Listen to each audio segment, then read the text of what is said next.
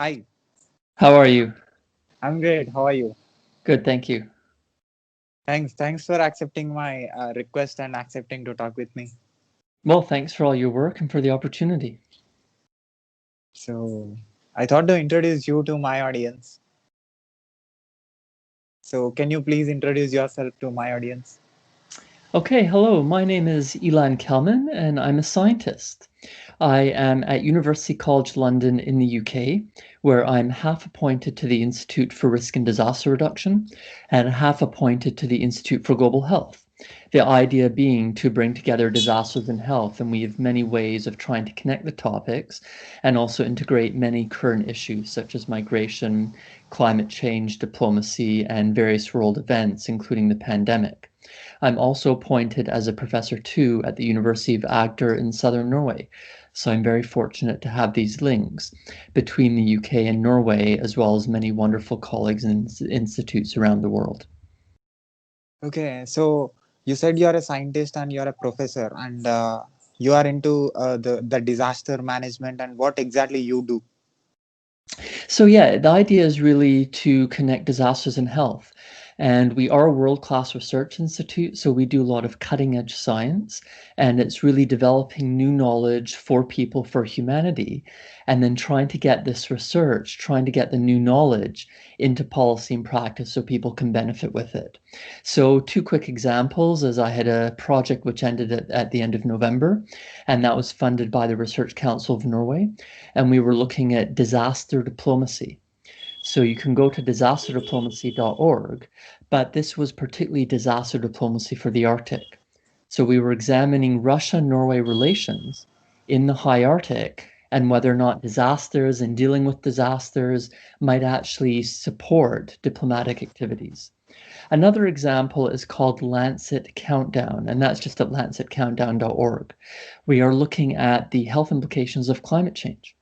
So we're actually developing indicators which we're able to track through time to say this is what climate change is doing, this is the impacts on health, and this is how we might be able to deal with the issues or help people in order to ensure that these impacts don't get worse. So that's sort of the research side, but we also have a very thriving education program. So University College London has tens of thousands of students. In each of my institutes, we run various master's programs. So you can come study a master's with us, become a master of disaster or disaster masters. We also have various global health masters in my Institute for Global Health, which have students from around the world. It's been very interesting this year doing it principally online, but it really brings people together and dealing with all the time zones and working out all the nationalities, working out all the different interests. And what is most exciting is in my Disasters Institute, starting next September, is one of the UK's first bachelor programs in humanitarianism. So this is going to be a bachelor in humanitarianism. It also very much involves my Institute for Global Health, and health is going to be one of the tracks. So it's a 3-year program, first degree, entry-level degree. So again, people are welcome around the world to come and study in a very unique, a very exciting, a very innovative program on how to be a humanitarian and what humanitarianism is. So yeah, we do research, or I do research and education in collaboration with colleagues. Then we do like to ensure our science reaches the people. So we do a lot of media work, we do a lot of writing for the public, including blogs. And I have a blog for Psychology Today, so you can look up disaster by choice under Psychology Today and really try to ensure that we are serving the people, that we are serving society, and that we are giving recommendations to governments, to the private sector, to the nonprofit sector in order to ensure that our science reaches the people and helps society as much as possible. How your contribution reaches to the ordinary a civilian? Well, that's up to you. I mean, thank you for doing this, right? Because you're actually helping me do it. And by having these sort of conversations, by having these interviews, we hope that people will view it. Again, I mentioned my blog on Psychology Today, and we do a lot of writing and presentations, just as you say, for the ordinary citizen. So this book, sort of Disaster by Choice, which very sadly and frustratingly has actually been shown throughout the pandemic. And this was published in February 2020, so just as the pandemic was ramping up. And every single lesson in it, from the 50 years of science on disasters, has so annoyingly been proven at every stage of the pandemic. So, it's a good question. How could we have done better? How could we have got the 50 years of science to governments and to the people so that we did much better and maybe didn't even have a pandemic? But what we do is, yeah, we try to have these interviews. We try to get online. I use social media a lot. So please do follow me on Twitter or Instagram. It's just my name, Ilan Kelman, ILANKELMAN. I'm also on other social media, so feel free to track me down. Let me know what I'm doing right, what I'm doing wrong. By speaking to the media a lot, dealing with all sorts of journalists across television, radio, print, and online. We try to get the messages out there. And then, like I said, doing a lot of writing, doing a lot of speaking, doing a lot of interactive sessions online or in person with anyone who wants to turn up. Free for the public. We frequently run evening events in London when it was possible, when it was safe to do it face to face. We look forward to that again, but we very much switched online, which does unfortunately exclude those who aren't used to the format or don't like it or may not have the technology. But on the other hand, we're finding that we're able to reach the world for those who do have the technology. So it's sort of a balance, but I need feedback. I mean, look, I'm a scientist. I do the research. I teach on the master's programs. Like I say, I try and write books. I try and do blogging.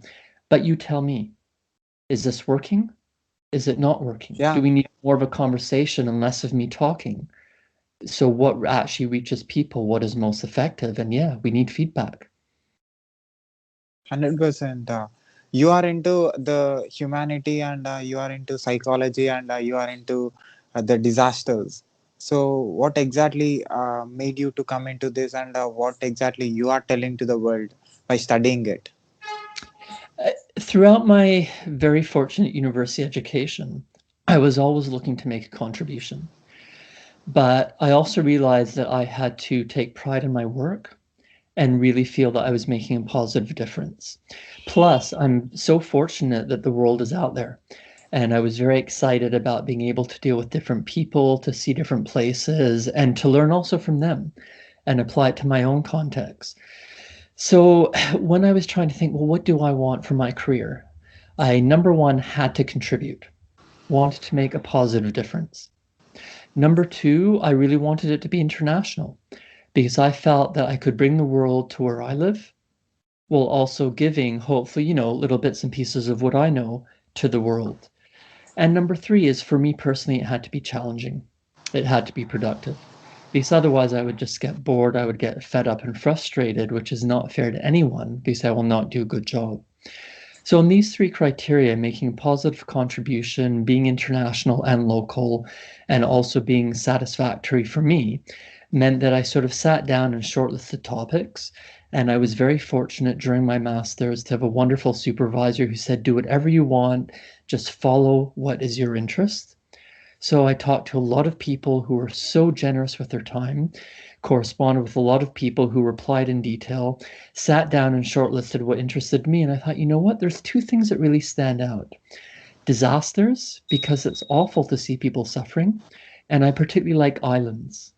So any island, from the Arctic, like in Svalbard or Spitsbergen, to the tropics, whether it's Maldives or Lakshadweep. And so I was very fortunate that I could combine disasters and islands and have since then really pursued a career looking at these aspects, but absolutely bringing in health, bringing in climate change, bringing in migration, bringing in gender, bringing in people with disabilities to learn so much and hopefully be able to return that through some form of contribution. So, tell me about your project, Which one? the last one that you are doing right now. So the project which I mentioned regarding climate change and health is really bringing a lot of lessons from disasters and a lot of lessons from the areas I specialize in, islands, including the Arctic and Antarctic, but also the tropics, in order to say, well, what is climate change doing? Why should we be worried? And particularly the indicators on health. So I'm contributing mainly to the migration indicator. So really trying to look at whether or not it is possible to link people's decisions to move or not to move. Can those decisions be linked to climate change? And then when those decisions to move or not move happen, or they're forced to move or they're forced to stay, can we actually link those to specific health impacts? So whether it's mental health troubles, whether it's physical health, whether it's access to health, sort of health personnel and health systems like doctors and hospitals, and we're really trying to say, how is it possible or not possible to make these links to determine how climate change impacts the health of migrants and how people making choices to move or not move, or people being forced to move or not move, may impact their health in the context of climate change. So you said about health and environment change, right? So how human is being the reason for the climate change? Well, we know fairly straightforwardly that we are currently seeing rapid global climate change. That is absolutely evident. There's no doubt about that. And in particular, there is a global average temperature rise, which then has effects and impacts on weather, on the oceans, and on ecosystems, on the environment. So that is absolutely happening. Why we know that we are causing it comes from two factors. Number one is we are emitting gases, which then trap heat and warm the earth. And those concentrations of gases have been going up. The evidence is there and it's very clear. The other thing we've been doing is we have been ruining ecosystems which absorb those gases. So every time we cut down a forest, every time we harm mangroves, that means that fewer of these gases are absorbed, and so they accumulate in the atmosphere. So we have decades of research, incredible data, and all sorts of different types of data which compare very well to show that our actions are increasing these heat trapping gases in the atmosphere, which is leading to the rapid climate change which we see every day and every decade. So is it growing or it is decreasing? Well, right now, the concentrations of these gases in the atmosphere are increasing, and right now, many aspects of human-caused climate change are accelerating. So one example is sea level rise. And at the moment, there's not extensive sea level rise. I mean, we're talking maybe millimeters per year from human-caused climate change, but that's mainly from ice and snow and some permafrost melting. The acceleration which we're seeing is because the ocean absorbs heat, and when water absorbs heat, it expands. So that means that in the coming decades, we're going to see centimeters, we're going to see sort of an order of magnitude more than currently centimeters per year of sea level rise. And this is very clear in the data, this is very clear in the theory and in the lab work, which means that although people will say, well, sea level rise now isn't a big problem, it's millimeters per year, but we know that this is going to get a lot worse. So yes, if we don't do anything, there are going to be major problems. But that's where we know there is so much that we can and should do. So simply by reducing our consumption, by reducing our fossil fuel use, we help ourselves and we help everyone. We also know that when it comes to sea level rise, for example, some places may see higher waves or more powerful waves. So now we can start to think about that. Now we can start to build our settlements and our infrastructure to deal with what is expected under the rising seas. So it's not just about sitting back and saying, oh, well, climate change is happening, why worry, or there's nothing we can do. It's actually up to us to act. And the more we act by reducing our consumption, the less that we're going to see these major changes. And the more we act by trying to deal with the known impacts, the fewer detrimental problems will result. So what are the animals, water animals, sky animals, or the forest animals are getting affected because of this environmental change and which is done by human being? So because of the speed of the changes, it is very hard for some of the animals and some of the ecosystems to change. We know that evolution always happens. I mean, it's been happening since the beginning, billions of years ago. And when there are major environmental changes, as occurs all the time and have always occurred, yeah, animals and ecosystems adapt, they can change. But when it is so rapid, it is very challenging for many species and many ecosystems to deal with that, which is why they are dying out. The other challenge is that sometimes they adapt by moving, or they adapt by finding other food sources, or they adapt by changing the ecosystem. But our cities and our settlements and our agriculture have destroyed so many ecosystems and so much natural environment that often they've no place to move. They've no way of changing. They cannot look for alternative food sources. So it's sort of all this combination together, which means that when there is a major change, they simply cannot deal with it. Now, we have seen this before. The Earth has seen, what, 5, 6 very sudden, very huge mass extinctions, where we're looking at 99%, if not more, of species wiped out very quickly. The most famous, of course, is about 65 million years ago with the dinosaurs, and that may have been a meteorite striking, that may have been a flood basalt, volcanic eruption, or it may have been a combination. And the death of the dinosaurs, of course, let the mammals rise and let us be here. So in that sense, yes, mass extinctions, inability to adjust to sudden environmental change is part of nature. The difference is now we are doing it. And the mass extinction which we are perpetuating is entirely unnecessary. It's purely because of our consumption and our destruction in the environment, and we actually don't need it. So that's what the concern is. And the rate of species extinction which we are causing is really awful when we think about possibly all the medicines that could have come from the wrecked forests, when we think about what animals can teach us about ourselves, and simply having that thriving environment, which then helps us in terms of our food, our fresh water, and our livelihoods. And we're simply running rampant over that and destroying species at a rate of a rapid mass extinction. But even after knowing this, that we are consuming a lot of natural resources, which are and take and using it as much as possible, and why human is not aware of the, it is going to expire on some day for sure. So what are the precautions, or what are the things that humans should take from who, and what is their responsibility? Well, I think we all have responsibility, and it does come down to taking care of the natural environment, being very respectful of each other and of nature, and reducing unnecessary consumption. But a lot of people don't have those choices.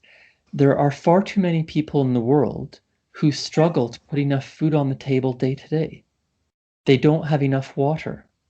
Trying to get their kids to school, it includes a threat of violence and is very challenging.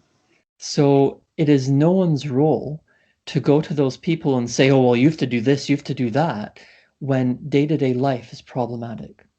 This is why it really starts with us. It starts with what we can do for ourselves and what we can do for each other.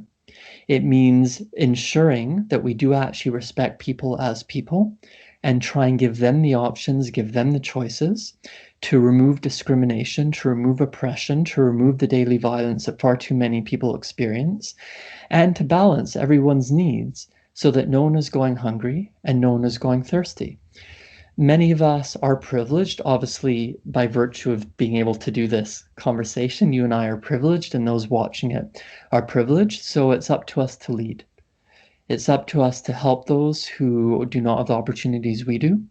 It's up to us to simply spread the message and say, look, can you do this slightly differently? Can you buy slightly less? Do you really need that extra purchase? Can you help your neighbor who's struggling? Can we protect this piece of land? Can we vote in a certain way for politicians and leaders who will help people and who will help nature? Do we even want to stand for office ourselves and support helping people and support helping nature? Because we do have to be careful. If we just focus on the environment and nature, we're forgetting the people. And that's not good. That's not fair to those who are struggling, who are suffering. If we focus on just people, we end up in the endless spiral of consumption and of saying, well, nature doesn't matter because people are more important. So the fundamental responsibility of us all, especially those of us who are privileged, is to look at society and nature together, to look at the fact that we're one species on one planet, we are living together, and it's about helping ourselves and helping each other by being responsible, thinking long term, and not living beyond the means which nature, which the planet, which ourselves can provide socially and environmentally. So humanity and environmental change and human psychology, all these are interconnected. Absolutely. And it's not just psychology, but engineering, performing arts, psychiatry, law, sociology, and people without a discipline, people without a skill. I mean, even the people who are poor, who may not have enough food and water, know their environment. And the number of times when I've learned immensely by just sitting down with someone under a tree or on the beach and saying, talk to me, tell me about yourself. And they understand the environment, they understand the waves, they understand the wind in such a way that I could never do it. So we do need formal education. And yes, I'm very happy that I've done my degrees and very fortunate to have my position. But there's also informal education, there's informal exchange. And it's about respecting each other, learning from each other, thinking across all these fields, but also across people and locations.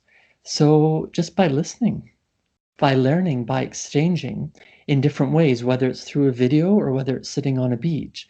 This is how we do better. And yes, in the places where I've lived, in my own communities, I've absolutely brought the lessons back which I've learned and tried to apply them through voluntary work, through research, through working with local people, because we have to start with ourselves and we have to learn from others in order to start with ourselves. So tell me about your education, about your university, and about your subjects. So my first degrees actually were engineering. My undergraduate was a program called Engineering Science, which was a 4-year bachelor degree. Then my master's was in civil and environmental engineering. And as I discussed, I was so fortunate that I was able to find my main interest being disasters and islands and open up the world as well as bring the world to me. So that was my master's.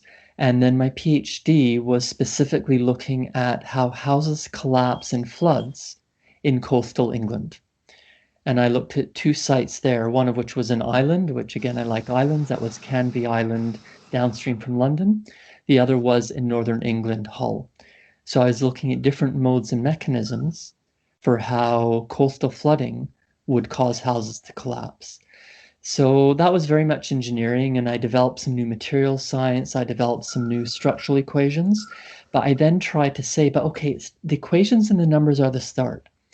They give us the information, but what does it mean for people? So that's where I brought in sociology and psychology and planning and urban development in order to try and say, here's what the engineering results say, and here's how we apply them. And since then, I've been very lucky to be able to use my engineering skills across many disciplines. So after my PhD, I moved more into social and political science and ended up working for several years at research institutes as a social scientist. But then this wonderful position at University College London came up. And so I'm now more back into the technical aspects in my Disasters Institute, but also being in the medical school at UCL means that I'm drawing on doctors, nurses, midwives, psychologists, psychiatrists, so many people with wonderful skills to learn about the clinical and non-clinical aspects of health. And within that, I'm still continuing my politics, my social and political science, my understanding across disciplines, and very much trying to integrate arts and humanities, as well as other professions like lawyers and social workers to cover all the bases and to work in wonderful, exciting teams to ensure that we have the world's best science, but the world's best science helping to support society to do better. Uh, your PhD subject and what you contributed through your research to the world. Well, that's for others to judge. I mean, I certainly hope that I'm getting important messages out there. It has been very frustrating and very difficult with the pandemic because the messages are very simple, but sometimes the media or the outlets are not necessarily amenable to getting out these straightforward, simple messages. And a lot of people are troubled by what they're hearing they should be doing compared to what others are telling them they have to do. So it has been a struggle. Have I been effective? You need to judge that. When I speak here, is it making sense? You need to judge that. So we do hope we're making contributions in understanding islands. We do hope we're making contributions in what the polar regions contribute to the world and vice versa. I hope that my disaster diplomacy work has very much supported people connecting disasters and politics. And we definitely hope that joining disasters and health will inspire others to do more and to think about health, society, and sustainability very broadly. But you are to judge. So you tell me, connect with me on Twitter, connect with me on Instagram, leave a comment here and tell me, am I being effective? What could and should I do better? So how human can stop or can reduce the disasters? We have to make that decision. Disasters do not come from nature. We know that tornadoes, earthquakes, tsunamis, floods happen, but that's just the environment doing what the environment does. If we build in a floodplain without measures, we're going to get a flood disaster. If we build in an earthquake zone without seismic resistance, we're going to get an earthquake disaster. So we have to make these decisions. We have to make these choices to protect people, to reduce their vulnerabilities, to provide support to overcome discrimination, marginalization, and lack of resources. And that means that people can then work together with their family, with their household, with their neighbors, with the people around them in order to reduce vulnerabilities and ensure that we can deal with the flood, with the landslide, with the volcanic eruption, with the tsunami, with the virus. So it really is long-term choices to ensure that resources are provided to help people deal with nature in a non-destructive manner. And of course, poverty and oppression and difficulties mean that people don't have choices. So that's the whole point of those of us who are privileged making choices to help those who are not in order to ensure that when people are making disasters by choice, we turn that around to be no disaster by choice and using our choices and our privilege to help those who do not have the same. So you said you are into political science. So what do you say to the rulers of different countries, which can reduce the negative effect of the nature? Well, when the politicians and the rulers ask me, I mean, I say the same thing I just said, but ultimately it's up to voters in places where people are able to vote and it is a fair process. That if we want fewer disasters, if we want to tackle climate change, if we don't want to see people dying as they do every day, then it is you, it is us who has to make that decision to vote for people who will stop it. So there are occasions when, yes, I am able to speak directly to leaders, and I say the same thing to them. Do you want disasters? Why don't you want to stop disasters? This is how we do it. But remember, in the places where we can vote and where we are able to speak or to stand for office or to get involved, then we just have to do it. And that's why I try and get the messages out there so anyone can grab it and anyone can do it. And anyone can go forward and say, yes, I'm going to stand in this election. Or I'm going to support this candidate and go out knocking on doors. Or I'm simply going to vote and write a letter to the editor or write a blog. Because we need to do this together. It's not just one person. And so hopefully the long-term plan is we get the leaders who want to stop disasters. So you said you studied islands and you selected a particular island for your research. So it depends on the project. So in my PhD, it was Canvey Island as well as Hull in the north of England. For the project which I mentioned about Norway-Russia relations, that was the high Arctic archipelago of Svalbard also known as Spitsbergen, which is the largest island. We have another project which is looking at the local impacts of climate change on health. And we have two islands for that. So one in southern Alaska and one in Trinidad. So we're actually comparing the Arctic and the tropics. We ran another absolutely fascinating project, which was so wonderful to be involved in, which compared the islands of Maldives and Lakshadweep in terms of people's interest for migrating and whether or not climate change was influencing their migration. So islands are wonderful places. They are so fascinating, and it goes from the poles, from the Arctic and Antarctic, right through to the equator to the tropics. And the specific islands depend on the exact project. So we are continually looking to see islanders who want our support, islanders who are willing to exchange and willing to teach as well as to learn. And then we try and put together teams and create projects in order to do better for the people living in these places. Okay, so islands. So what you said about the island that you studied, Which one in particular? your PhD one. Okay, so that was Canvey Island. So it is a wonderful community, and the challenge is that they are subject to coastal flooding. There are about 40,000 people living on Canvey Island. Again, as I mentioned, it's downstream from London along the Thames. Most of the land is actually below the mean high water mark. So in 1953, there was a major coastal flood which killed over 300 people in England and over 1,800 people in the Netherlands, as well as about 2 dozen in each of Scotland and Belgium. And after that 1953 flood, along the Thames, they put in a lot of walls, including around Canvey Island. So Canvey Island is now surrounded by quite a large wall to try to keep the flooding out. The challenge is that any wall can be overtopped, any wall may have problems. So what our findings were is that there could be the possibility of another coastal flood inundating the island, and most houses would be underwater. So the infrastructure damage would be incredibly severe.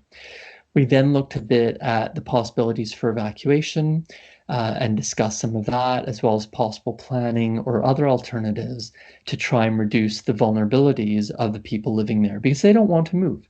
And that's understandable. They love their island, they love where they are, they love their community, and it's not up to us to force them out of that. That would be inappropriate. So it's more about saying, well, what are the vulnerabilities? What are the risks? What can we do to try to reduce the possible death and destruction? And that's where it's just working with the people and saying, here are possible scenarios, which was a focus of my PhD. And therefore, what are the options available for people to make their own decisions? So can I expect the world is not going to be the same what is today in coming years, because there is a lot of change that you said in the past years, the environment and the animals, the health and the psychology of a human being, it's completely changing according to the time. What is going to be the future? It's up to us. We're going to create it. I want a better world. And I hope that my career, I hope that my work is contributing to that, but it's for you to judge, it's for others to judge. If you want a better world, or if anyone watching wants a better world, create it. That's what we're here for. So if we don't care, if we want to let the planet be destroyed, and if we want to let people continue to suffer, then yeah, that's the sort of future we can create. It's not what I want, it's not what I'm aiming for, but it's up to us. We have the options, we have the choices. So let's do what we want to help people and to help the planet. So recently, in my state, in my city, there is a AWS data center. The Amazon decided to put a data center in my state, in my city. So saying that my city is very good and the climatic conditions are not extreme, like not extremely cold or not extremely hot. So I'm living in a place where the climate is like human being can like feel happy to live here. So there are a lot of places in the world where there is extreme heat and where there is extreme cold. So for example, Vancouver, Canada. So it's like extremely cold. It goes to the minus degrees. So these different climate conditions, human beings living in different countries and having different ways of thinking. So what do you say about this? Well, it's up to us what we want. Certainly, you mentioned Canada, and certainly cities like Toronto can go from -30 Celsius to +30 Celsius in a year, and the people have managed to deal with that range. Other locations near the tropics will think that 15 degrees Celsius is freezing and really hard to deal with, but 30, that's fine. So that's okay. We're not all the same. We don't all have to be the same. If you come from a tropical environment, I can teach you to deal with snow and ice in the same way that if I'm going to come into a place which is regularly 30 or 35, I'm sure people living in those locations would have advice for me. And this is about learning from each other. This is very much about saying that some people like the cold. And there are indigenous peoples in the Arctic who say they don't want climate change because it is their right to be cold. Okay. So Sheila Watt Cloutier, for example, an indigenous leader from Canada, who wrote the book, The Right to Be Cold. Others will say, no, I'm not touching snow. I hate snow. It has to be 15, it has to be 20, and that's fine too. So the point is that we all live in different ways, we all seek different things, and this diversity of humanity is our strength. It's absolutely wonderful. But it does mean learning from each other. So just over the past few days, Madrid had one of the biggest snowfalls it's had in a long time, and they're not used to it. But Toronto, which I mentioned, had so much experience with snow that they could assist. Similarly, if Toronto starts getting as hot as Madrid typically is, and actually their latitudes are fairly similar, although the climates are quite different, then maybe Madrid has some advice regarding hitting 35 degrees Celsius rather than 30 degrees Celsius. So again, it's about learning from each other. Nothing wrong with extremes of temperatures as long as we can deal with it. Nothing wrong with being different and wanting different climates. So let's enjoy our variety. So I'm sure in your research time you met a lot of people in your degree and in your masters and when you're doing your PhD. So what is you have studied? You might have studied a lot of human psychology. So what studying all these humans' mindsets and ways of thinking and talking about the nature and talking about the natural resources and talking about the political science and the law, the judiciary. So, what is your psychology after taking all this, after consuming all this information? Well, it's just trying to do better. And almost all my projects are teams because there's absolutely no way I could know everything. There's no way I could do everything. So we have to work together and learn from each other. For me, it's sort of the three elements which I've continued to pursue: making a positive contribution, being international and local, and ensuring that I'm enjoying what I'm doing and I'm challenged, which sort of inputs into my psychology. So when I strive to contribute, when I strive to educate and to do science and to try to improve society, that's what helps me continue being fresh, being innovative, being creative, and being dedicated. That's what helps me continue to contribute and enjoy it as much as is possible. So I really just enjoy working with everyone, working with the teams, sometimes following, sometimes leading, sometimes doing a bit of both, because we need to work together. We need to contribute to each other and support each other around the world in order to ensure that we are doing better and ultimately trying to create this better future we seek, trying to do so much better for our species and for our Earth. So, at last, do you have anything that is constructive, productive thoughts of yours which helps the world to uh, go in a right path?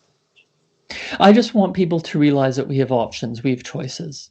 When we look at what's happening with climate change, that has been entirely our choice. When we look at any disaster, that is entirely the choices of those with power and with resources. When we look at people who are marginalized, who don't have the options, who cannot break out of poverty, again, that comes down to power. That comes down to privilege. That comes down to resources. So the message is let's work to do better. Let's create the future we want better for humanity so that we can deal with our planet without destroying it. And we can deal with people around us in different countries and different cultures, across different ideas, disciplines, borders, nationalities, skin colors, hair colors, eye colors, without judging them. Simply